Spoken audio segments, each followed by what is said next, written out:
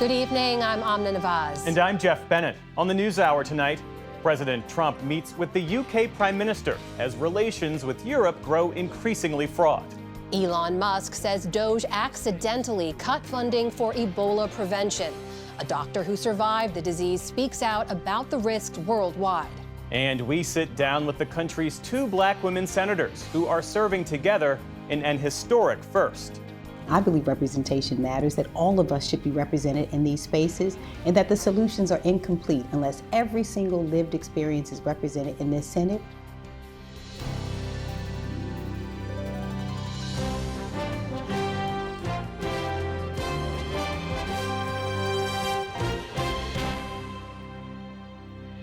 Major funding for the PBS NewsHour has been provided by...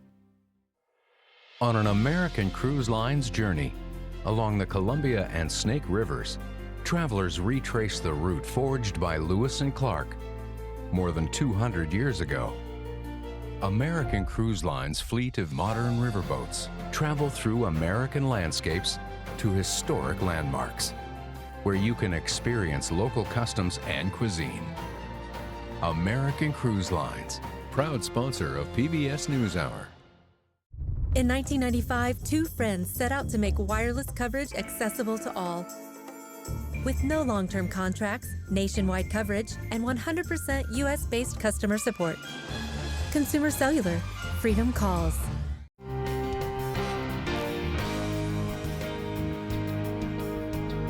Carnegie Corporation of New York, working to reduce political polarization through philanthropic support for education, democracy, and peace. More information at carnegie.org.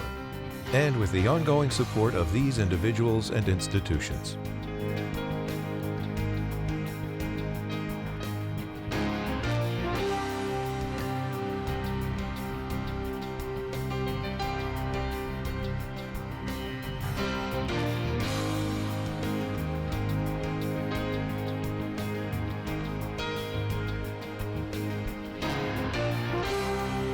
This program was made possible by the Corporation for Public Broadcasting and by contributions to your PBS station from viewers like you.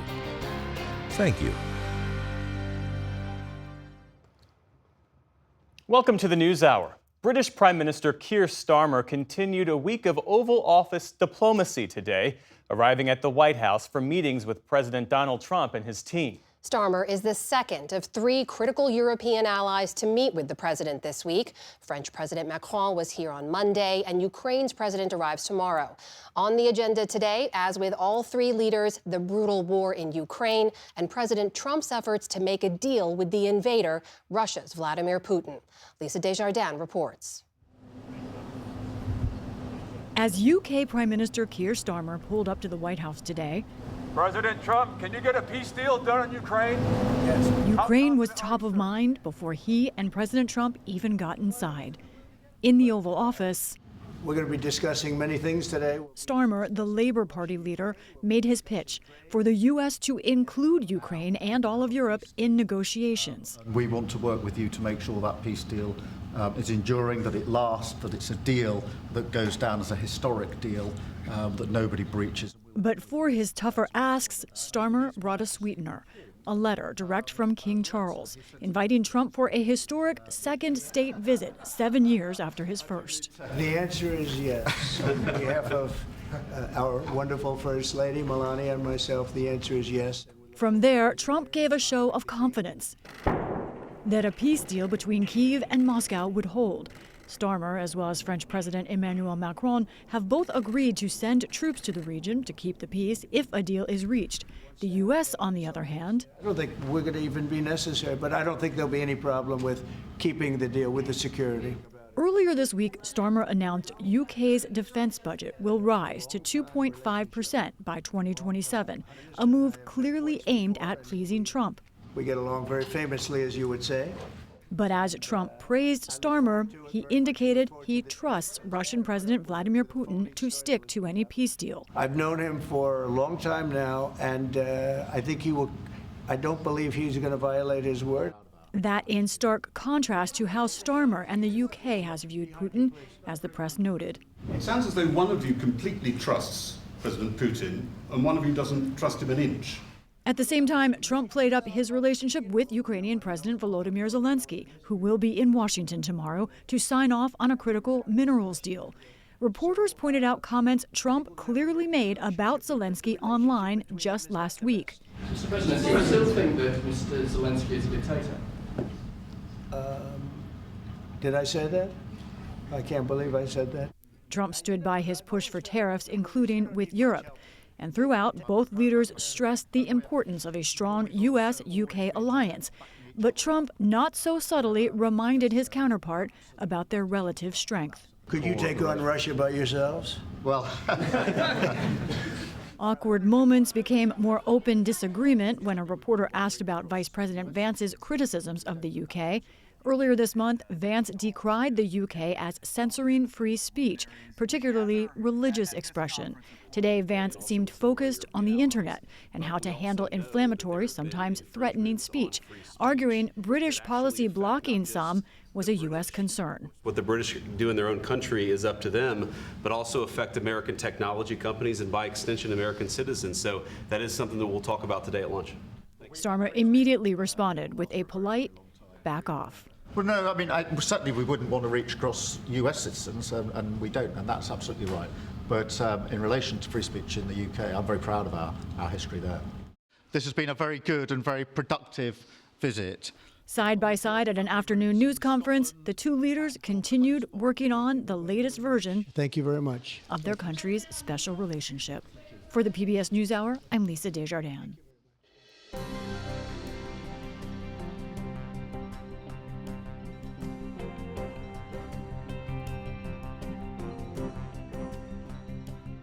In the day's other headlines, controversial social media influencers Andrew and Tristan Tate arrived in Florida today from Romania after a travel ban on the brothers was lifted.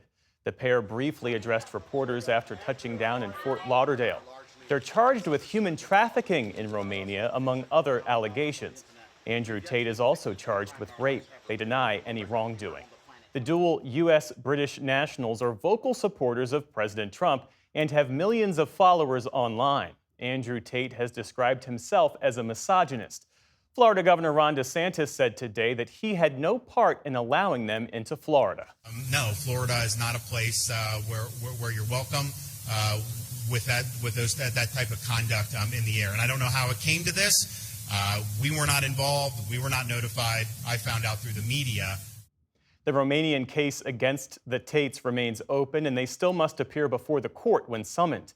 And in the UK, Andrew Tate faces a separate lawsuit from 4 women who accuse him of sexual violence.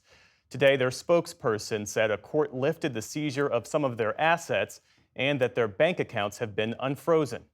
Mexico is sending an infamous drug lord to the U.S., along with more than 24 other prisoners requested by the U.S. government. Caro Quintero was convicted of murdering a U.S. anti-narcotics agent in 1985. It was considered one of the most notorious killings from Mexico's bloody narco wars. The extradition comes as top Mexican officials are in Washington in a bid to ward off the Trump administration's planned 25% tariffs on Mexican imports. In a social media post this morning, President Trump confirmed those tariffs will take effect next week as planned. The Pentagon is ordering transgender troops to be removed from the military within 60 days. The new policy was announced late yesterday in a memo from Defense Secretary Pete Hegseth. It comes after President Trump signed an executive order last month calling on transgender troops to be prevented from serving openly. It's a dramatic shift from prior policy, which had prohibited discrimination based on gender identity, though the memo calls for exceptions for those supporting war-fighting capabilities. There's more on transgender rights, this time in Iowa.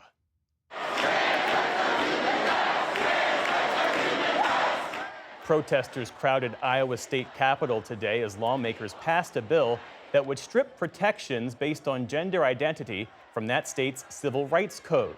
If approved by the governor, Iowa would be the first state to remove such protections. Opponents say it will expose transgender people to numerous forms of discrimination.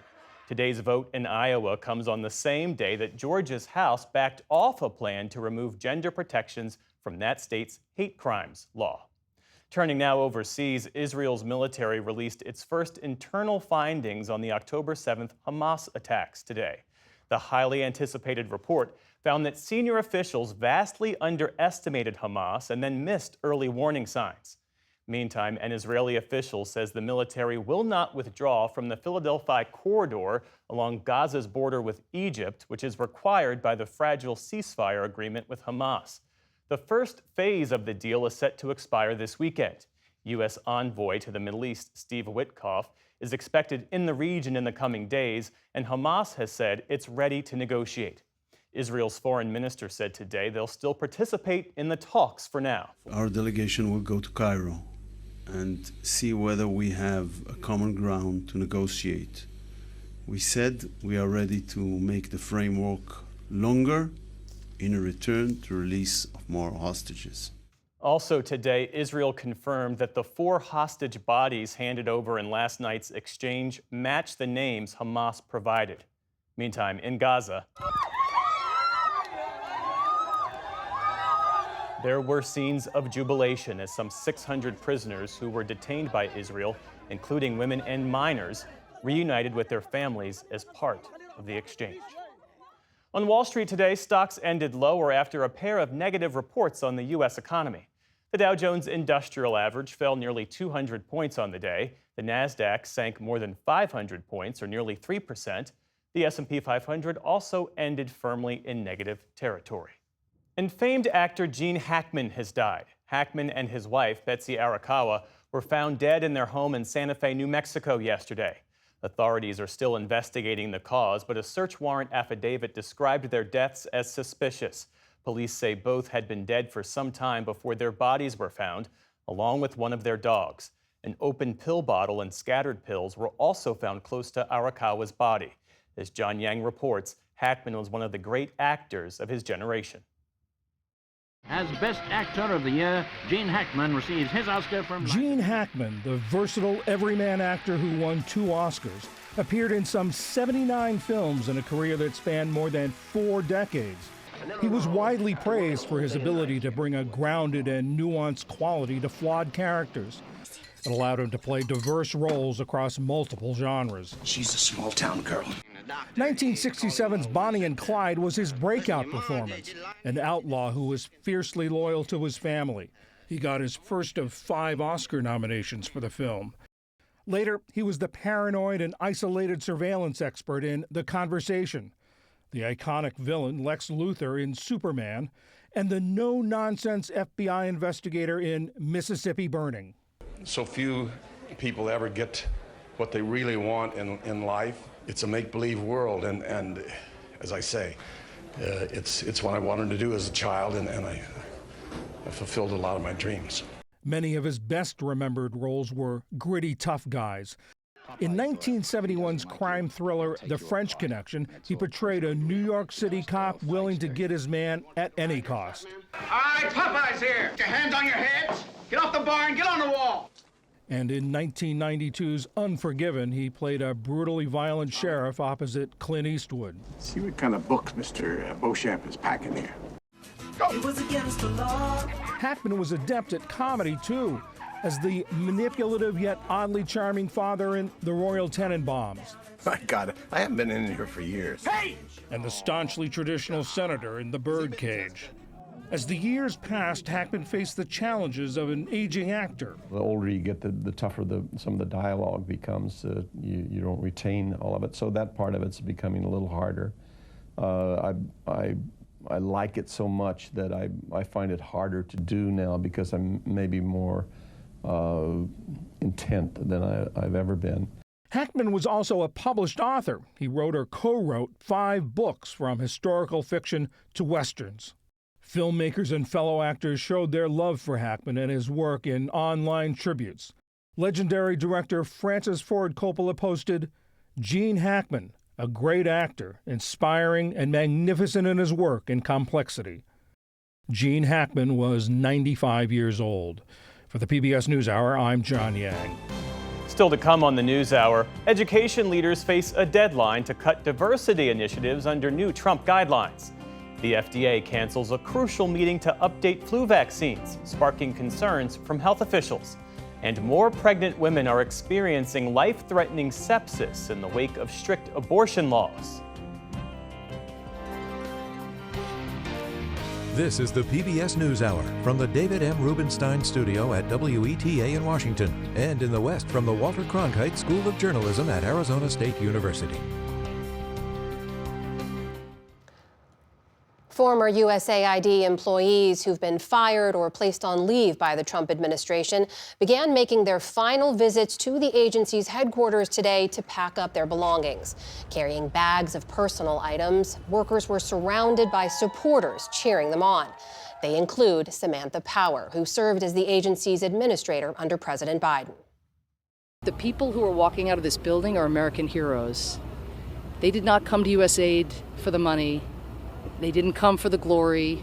You know, we rightly honor our men and women in uniform. These are heroes who don't wear uniforms. And they are being treated in a manner that nobody should treat their worst enemy, and they're being treated that way by their own government. With nearly all of the agency's work abroad now suspended, our Laura Barone-Lopez takes a closer look at one USAID effort that's been caught in the political crossfire. In a meeting with President Trump's cabinet this week, Elon Musk, the architect of the Trump administration's jobs cuts and contract cancellations, defended the actions his team has made over the last month. We will make mistakes. We won't be perfect. But when we make a mistake, we'll fix it very quickly. So, for example, with USAID, one of the things we accidentally canceled very briefly was Ebola, Ebola prevention. I think we all want Ebola prevention. So we restored the Ebola prevention immediately, and there was no interruption. But public health experts and current and fired USAID workers say Musk is wrong. USAID's Ebola prevention efforts have been frozen since the agency was largely dismantled. For more, I'm joined by Dr. Craig Spencer. He's professor at Brown University School of Public Health and survived Ebola after treating patients in Guinea with Doctors Without Borders in 2014. Dr. Spencer, you heard Elon Musk's claim that Ebola prevention is fixed and that there were no disruptions caused, but the USAID workers I talked to say that's not true. Where does Ebola prevention currently stand? Well, let's be clear. What Elon is claiming, that Ebola prevention was turned off but has been turned back on again, is just flatly untrue. This is a theme that we've seen emerge, whether it's firing hundreds of nuclear weapons safety experts or bird flu experts at the USDA, scrambling to try to hire them back and saying that we fixed the problem. The reality is that there is no budget line for, quote, Ebola prevention, either at the USAID or anywhere across the government. The work that goes into preventing Ebola is the same work that goes into preventing other infectious diseases from breaking out in places around the country and around the world. That involves funding for USAID, sure. It also involves support for the CDC, where 750 employees have been laid off, some of our best disease detection experts in the world. It also involves supporting and working together with the World Health Organization, something that our government has made impossible and strictly said that you're not allowed to do within the past few weeks. All of these things together are what Ebola prevention is in this country. None of them have been turned back on. In fact, as of today, I can guarantee, after speaking with the people that would be doing these things, they remain turned off. The Ebola outbreak in Uganda appears to be receding, however, but in the immediate weeks after the January 29th outbreak, you said that there was a lot of confusion in Uganda about how to get help from the U.S. Can you just give us a quick sense of what that was like? Well, normally we would have these communication chains where the Ugandan Ministry of Health would call the CDC, would get in touch with the White House, where they would mobilize people and treatment support, logistics. USAID would help set up security screening and border screening at the airport in Entebbe in Uganda. None of those things happened. I know none of them happened because I talked to the people that would have been on a plane normally to respond. I talked to the people that just weeks prior had been in charge of the NSC of global health in the White House, who said that there wasn't someone in that role for days, up to a week. The administration seems to be claiming that they've created waivers or some of this aid is turned back on. Secretary of State Marco Rubio said that he signed waivers for key aid, including PEPFAR, which is the program that delivers medication to combat AIDS. But the sources that I talked to and others have reported that aid is not necessarily reaching the people it needs to reach. How serious is that? It's incredibly serious, and you're right. I've spoken to a lot of people that lead USAID programs all over the world, and they have guaranteed to me and confirmed that those waivers, if they're coming at all, are not really helping. You don't have USAID people to pay those out. We have the funding that has been freezed. So you're right, those waivers have not been much of assistance. The result is that we had over 20 million people around the world, including 500,000 children, who were receiving HIV treatment as part of PEPFAR, the most impactful and successful global health program ever started under George W. Bush. Right now, 20 million people risk losing access to those medications. The result is going to be more infections of HIV, more people whose infections were controlled that will be uncontrolled, greater risk of global spread.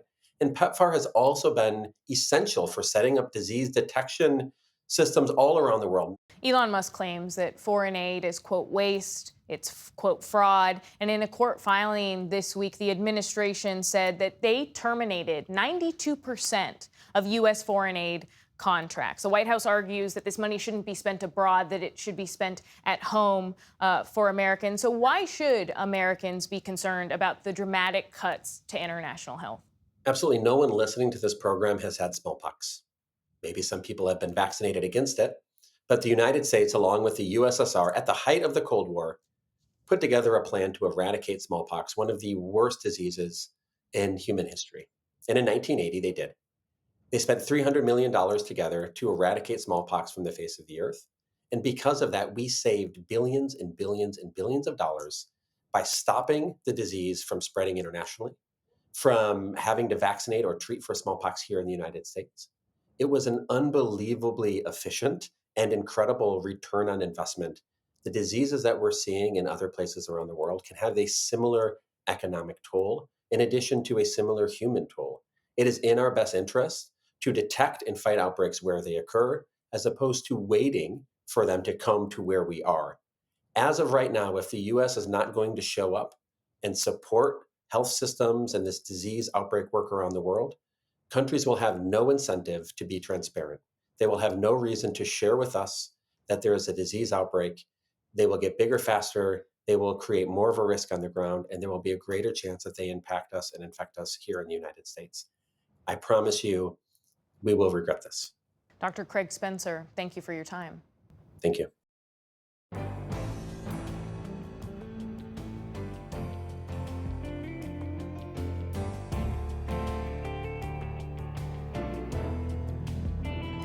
The Trump administration has threatened to pull federal funding from K-12 schools and universities that consider race in any way. The Education Department argues the Supreme Court's ruling outlawing race in college admissions applies much more broadly, including, quote, using race in decisions pertaining to admissions, hiring, promotion, compensation, financial aid, scholarships, prizes, administrative support, discipline, housing, graduation ceremonies, and all other aspects. The deadline for schools to comply is tomorrow. All of this is sparking confusion and legal challenges. For a look now, as part of our ongoing series, Race Matters, I'm joined by Angel Perez, CEO of the National Association for College Admission Counseling, and David Law, Superintendent of the Minnetonka School District in Minnesota and the incoming president of the School Superintendents Association. Welcome to you both, and thanks for being with us. Angel, I want to start with you because based on the guidance the administration has sent out, is it clear to you what compliance looks like? What does it mean to meet this deadline tomorrow? Well, therein lies the challenge. It's not clear. The Dear Colleague letter was pretty evasive, and so colleges and universities have been really struggling. What does this mean? So, for example, maybe some of the things that they might consider is eliminating student clubs and organizations that are race-based. That might seem a little bit obvious, but what's not obvious is diversity is embedded into everything on college campus. So does that mean we can no longer have women's centers? Does that mean we stop our disability services? Does that mean that Hillel organizations for Jewish students should not exist? And so it's incredibly confusing, and an incredible amount of anxiety is taking place right now. David Law, you get this letter from the Department of Education. And what do you think? I mean, how is your district navigating this guidance right now? Well, the nicest thing about the public education across our country is it is a guaranteed right. So race-based admission criteria is irrelevant to us. Everyone who wants to come to public school or everyone of a school age will come. For the other items, there's a lot of confusion because we started out President Trump's term saying he was pushing a lot of the decisions for education back to the state. And our state has very clear laws with the Minnesota Human Rights Act that protects the rights of students within our system and identifies the kinds of things that we should be looking for. So clarity is key. There's a conflict between what our Attorney General and our state legislation has happened and this executive order. And superintendents are, like our post-secondary partners, scratching our heads saying, well, which guidance do we follow? And what does this mean? And specifically in terms of hiring, we're hiring the best candidate no matter what. And I'd be happy to share some data on that too.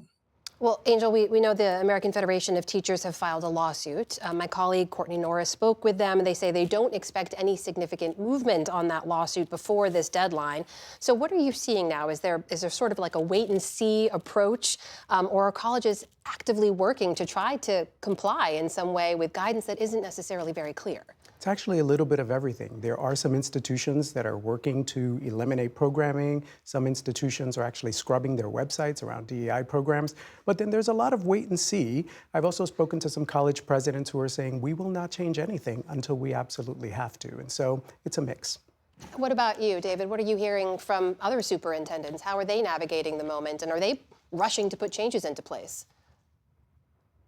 I don't think rushing to put changes into place is a good description. I think specifically in Minnesota and across the country, we're getting guidance about the executive orders as they come out through to the Department of Education, and we're taking that guidance to our local state associations or state commissioners of education and legal counsel for our school districts to say what applies to us. It's we don't think we're doing harm to our students. We think we're doing, and certainly in our staffing process, we're just trying to fill open jobs. So what we think we're doing is great work to support the public education of our students across the country.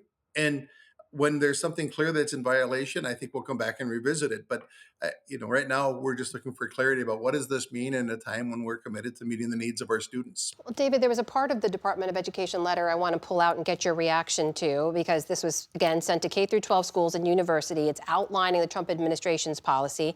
And this one part read, quote, DEI programs, for example, frequently preference certain racial groups and teach students that certain racial groups bear unique moral burdens that others do not. Such programs stigmatize students who belong to particular racial groups based on crude racial stereotypes. The word certain there, David, is doing a lot of work. I just want to get your reaction to that and what that means to you. Well, across the country, our state set aside standards that are required to be covered within our classrooms, and we anchor our materials on those state standards. And so we have an obligation to our state to be instructing our students on what those state standards are, but we're certainly not trying to be divisive within our classroom. We're the likeliest spot where that would happen would be in the history of our country and things that have happened. Certainly not everything that's happened in our country are things that we're proud of, but we're not trying to divide our community through that process. We're about informing our students so that they can become critical consumers of information. So my colleagues across the state or across the country would say the things we're teaching in our classroom have been identified by our communities in our state as what our students need to know to be successful for the future. So that word certain, it implies a lot, but there's this long history of how we've defined what students need to know, and we are obligated to be instructing our students about what our state determines to be critical. Angel, the threat here is that federal funding could get pulled. What kind of impact could that have on schools and universities? That would be devastating. The reality is the majority of colleges and universities can't function or operate without federal funding. But I think it would be devastating if you take it away.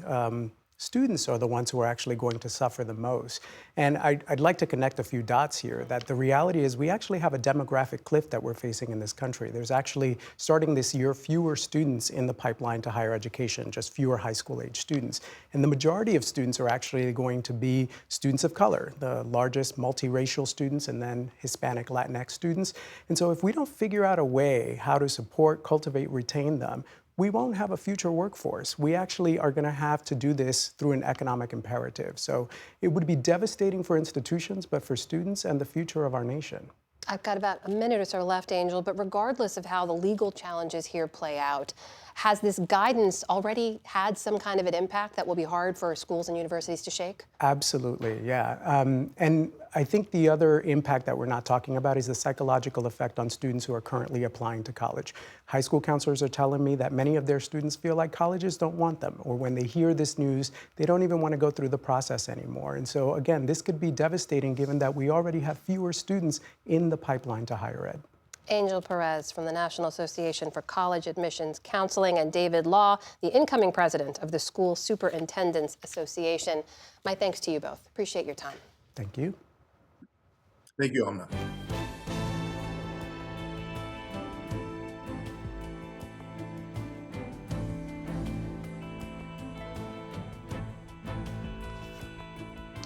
The FDA has canceled a critical meeting of flu vaccine experts, making this the second vaccine policy meeting to be canceled since Robert F. Kennedy Jr. took over as Secretary of Health and Human Services. The annual gathering is key. Federal health officials must decide in advance which strains to target in the next vaccine, since production takes months. It comes amid one of the worst flu seasons in 15 years, with more than 19,000 deaths, according to the CDC, nearly 100 of them children. We're joined now by Dr. Paul Offit, one of the FDA committee advisors and director of the Vaccine Education Center at Children's Hospital of Philadelphia. It's good to see you, Dr. Offit. So why was this meeting in particular so critical, and why did the FDA cancel it? What justification did they give?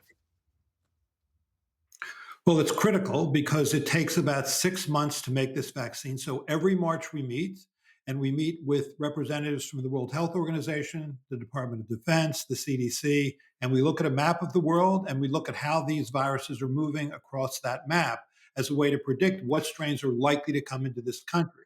We then pick strains we think are most likely to cause this coming year's influenza epidemic. And then the manufacturers, the vaccine manufacturers, then use that information to make the vaccine for what is a 6-month production cycle, March to September. So it's a critical meeting, and it just got canceled. And which justification, if any, was given? There was no justification. We don't know who did it. We don't know why it was done. We were told later that the FDA will essentially take this in-house. They're going to make the decision themselves, presumably based on the same information, but we don't know that. What's good about this meeting is it's open to the public, it's transparent, and you can hear how we discuss what should or shouldn't be in this vaccine. And I think more importantly, we often do sort of a postmortem for the previous year. Did we get it right the previous year? If we didn't get it exactly right, why didn't we? And how can that inform this year's selections? And I think that sort of open, transparent process is critical, I think, for the public to know what we're doing and how we do it. This was not the first meeting of its kind to be canceled. What do you think is happening here?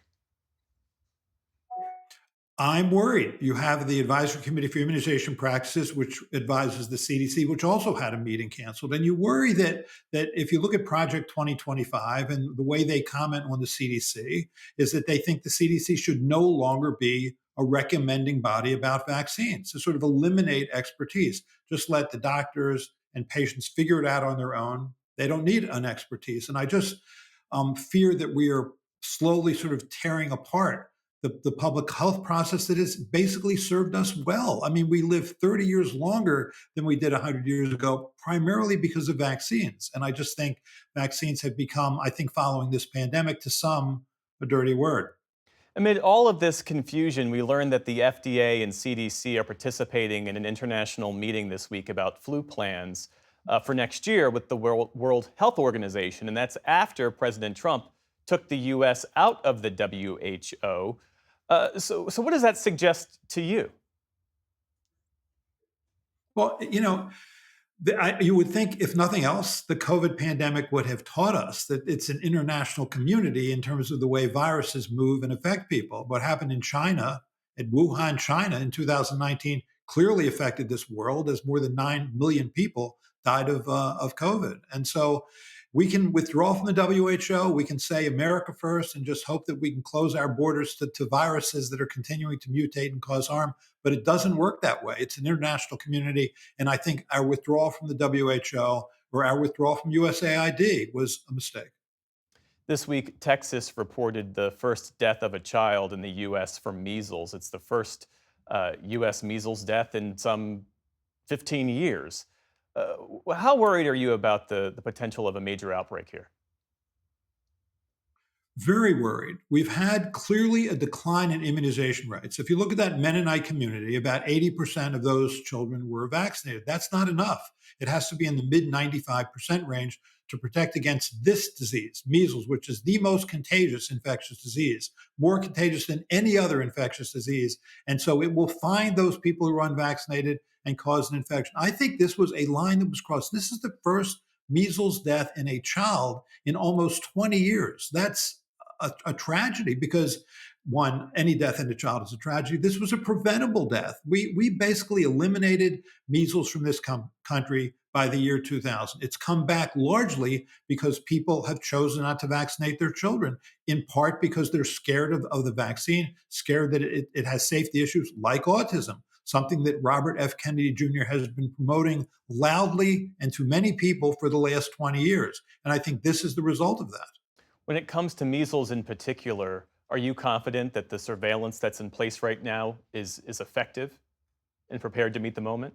The way this Right, true. The way this usually works is that state or local health departments take on those local outbreaks. And when they feel that it's gotten out of hand or they need more resources, then they turn to the federal government. So I do worry that with the federal government in some ways pulling back, I feel in some ways in public health, that these outbreaks will continue. We're now at 9 states that have outbreaks. We've gone from 58 cases in 2023 of measles to 285 cases in 2024. And I am sure that number is going to be exceeded this year. Get to a couple thousand cases and children will then die every year of this virus. And it's just unconscionable. And what you want to hear from the White House, what you want to hear from RFK Jr. right now is get vaccinated.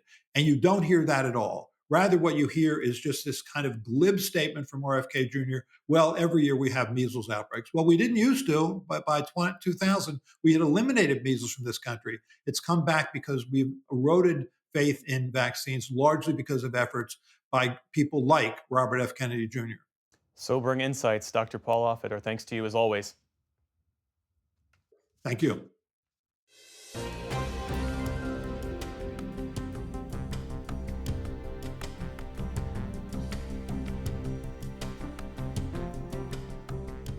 In the years since the Supreme Court overturned the constitutional right to an abortion in 2022, and since Texas instituted one of the country's strictest abortion bans, the state has seen an increased rate of sepsis among women who lost their pregnancies in the second trimester.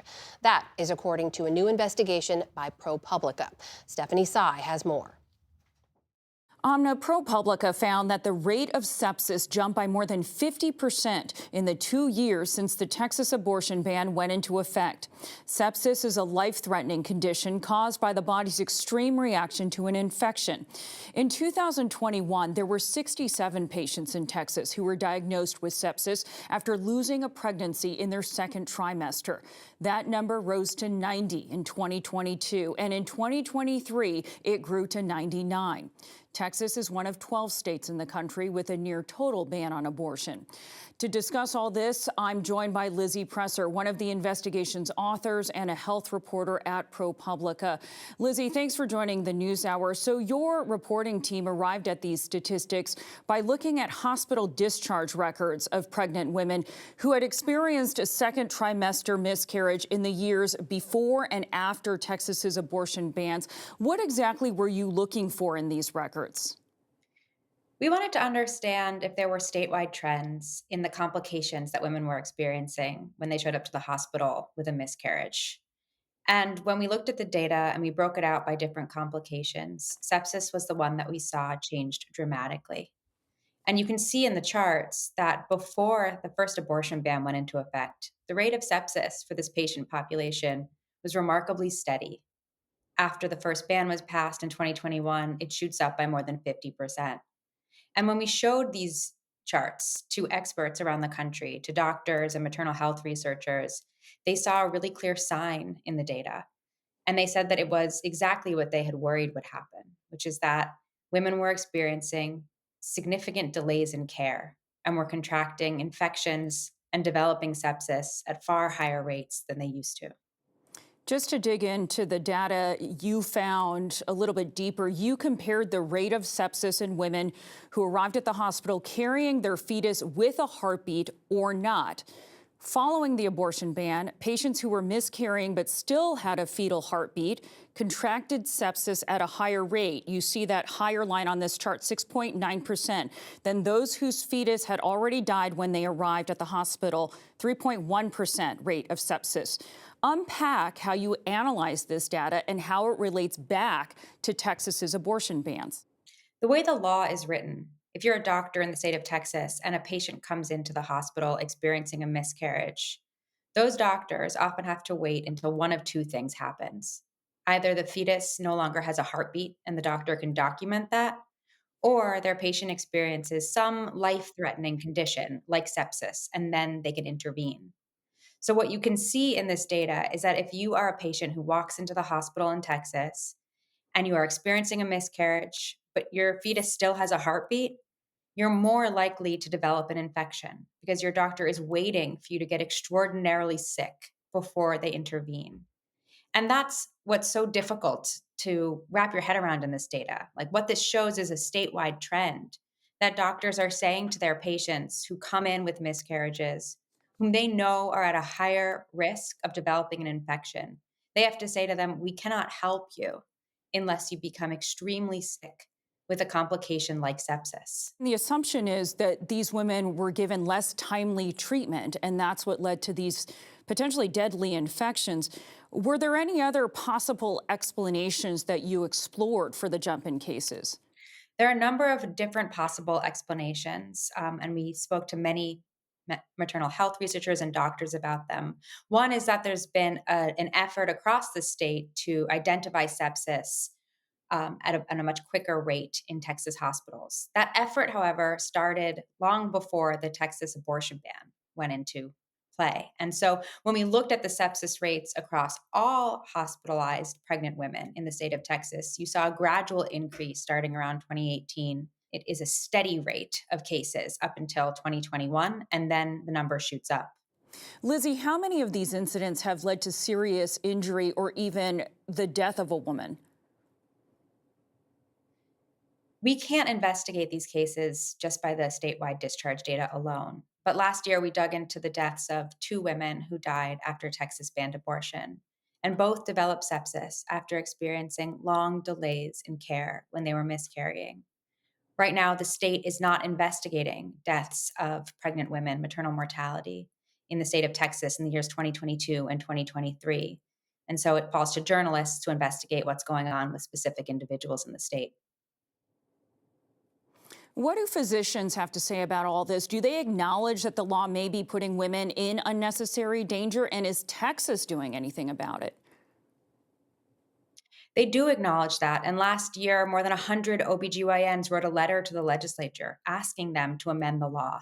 And it seems to be that there has been some openness among legislators, even Republican legislators, even the author of the first abortion ban, known as the Heartbeat Bill in Texas, to amend the law. It just remains to be seen if the proposed amendments this session will receive a public hearing. Lizzie Presser at ProPublica, thank you so much for joining us. Thank you for having me.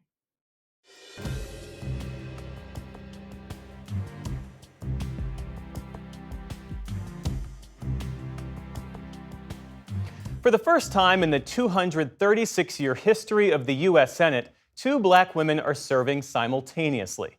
I sat down with Senators Angela Alsobrooks of Maryland and Lisa Blunt Rochester of Delaware for a conversation about breaking barriers, shaping history, and how Democrats aim to meet the current political moment.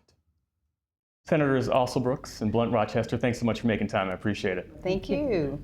I'd like to start with some news because the GOP-led House this week passed a sweeping multi-trillion-dollar plan that supports President Donald Trump's policy agenda. How are Democrats planning to address it, especially if it makes significant cuts to the social safety net? The billionaires have gotten what they paid for.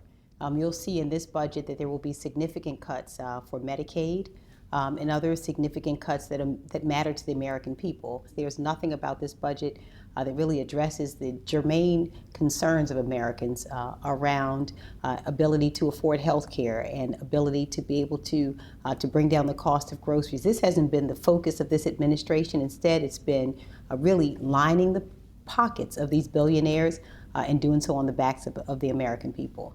How do you see it? I totally agree. I mean, you know, a lot of times people say if you want to see their priorities, look at their checkbook.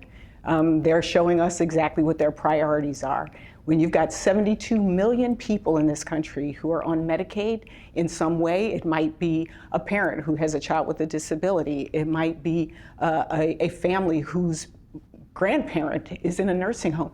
People are going to be touched and hurt if these things move forward. And so for us as Democrats, you know, we feel it's really important that, number one, we make sure people know what the stakes are. And number two, make sure that they recognize that we're all in this fighting to make sure that the cost of eggs are not skyrocketing, even though this president said on day one he was going to address the economy.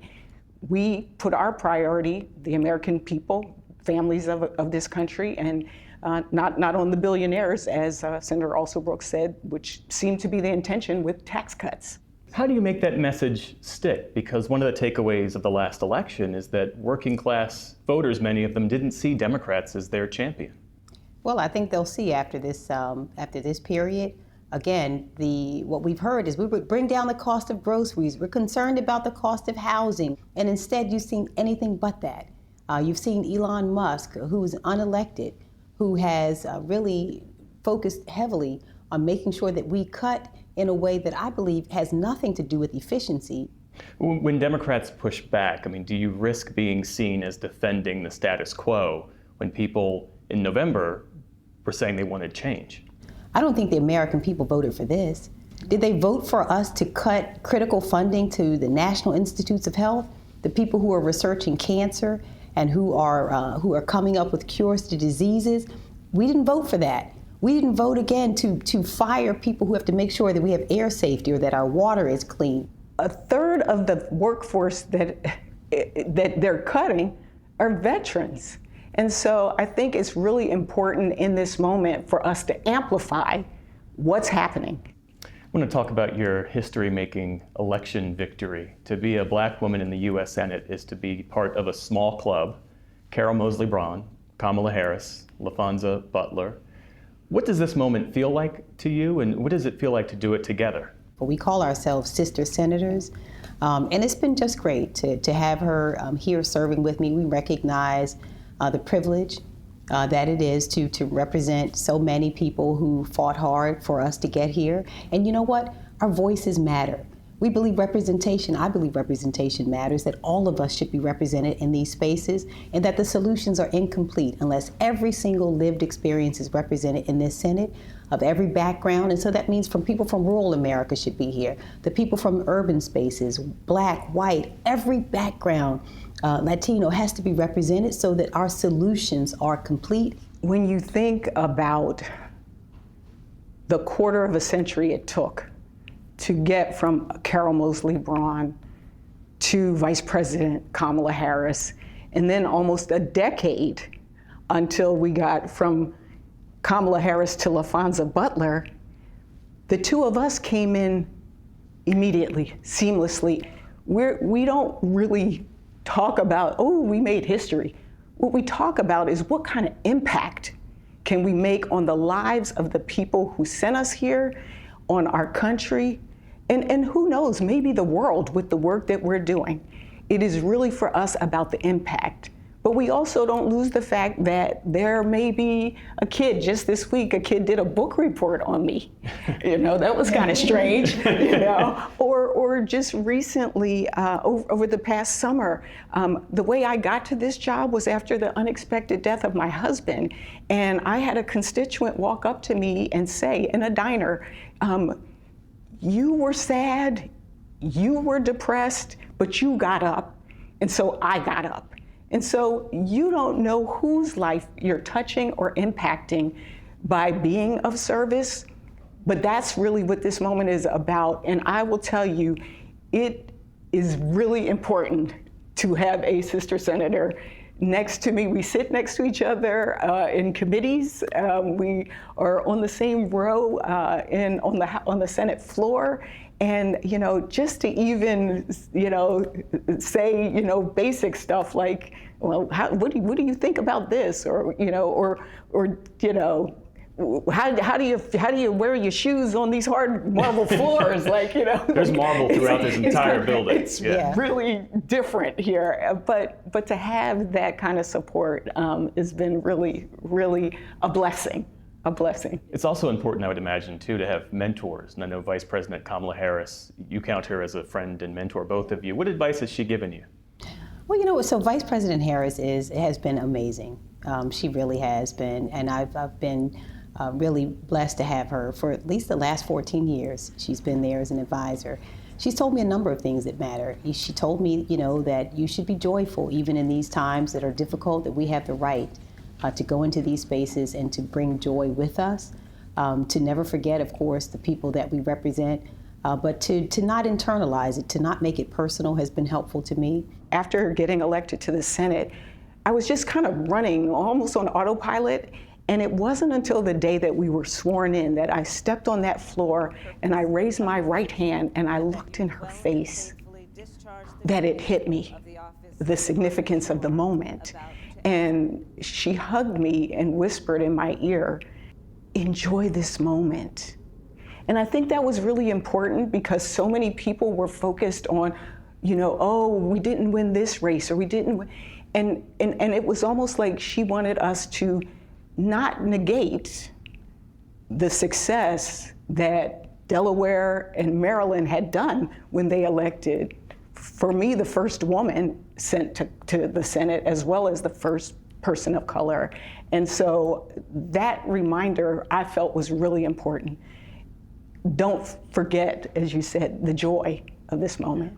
How do you reconcile this moment with the challenges posed by the current administration's stances on race and diversity issues? Or do you reconcile the two?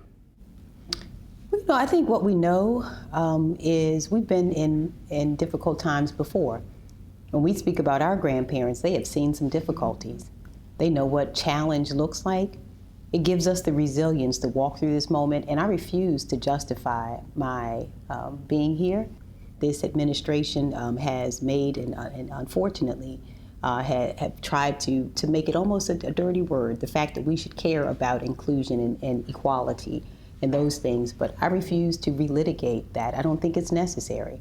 I think that we're going to continue working hard, myself and so many others, because we care about our country, we love the people of our states, and I'm here to serve them and to do everything I can to ensure that every one of us has the opportunity to experience the American dream. That's what this is about. People have to ask themselves, who are you talking about? Well, we've heard it's women, it's people of color, it's people with disabilities. You could go down the list. Well, who you're talking about is America. Our strength is the fact that we bring these different professional and lived experiences. And this month, Black History Month, the theme this year is African Americans and labor. Of all times in our history to be pulling people out of the workforce, telling people they don't have a seat at the table, this is not the time. This is the time we're stronger when we recognize all of the talent, the brilliance, the excellence that all of us bring to the table. And so folks can try to distract. We're going to keep our eyes on the prize, and that's making sure that people have good jobs. That's making sure that people have clean drinking water and clean air. It's making sure they have health care. We have our eyes on the prize. Ours is not about tax breaks for billionaires and ultra-rich people. It is about making sure that all of us have opportunity and have a fair shot. Senator Alsobrooks, Senator Blunt Rochester, thank you again for your time. Thank you.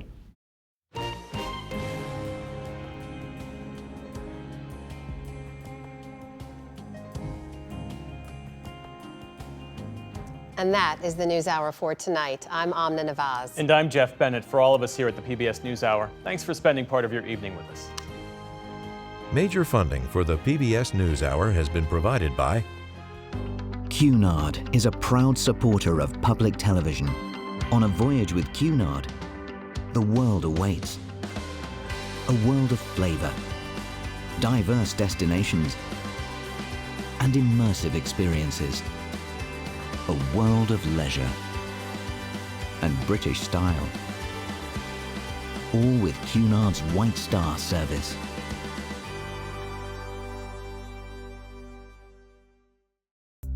You know, as somebody coming out of college, it can be very nerve-wracking, not knowing what to expect, whether you'll like your job or not, whether you'll make friends, whether you'll fit in. And here, I feel like it's so welcoming and such an inclusive place to work. You just feel like you're valued.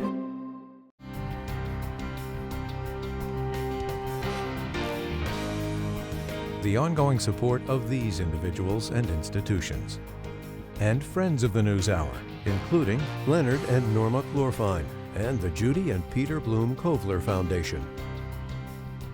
The Ford Foundation, working with visionaries on the front lines of social change worldwide. And with the ongoing support of these institutions.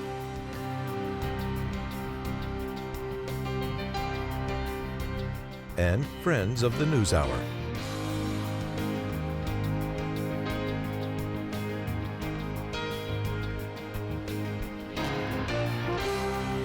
This program was made possible by the Corporation for Public Broadcasting and by contributions to your PBS station from viewers like you. Thank you.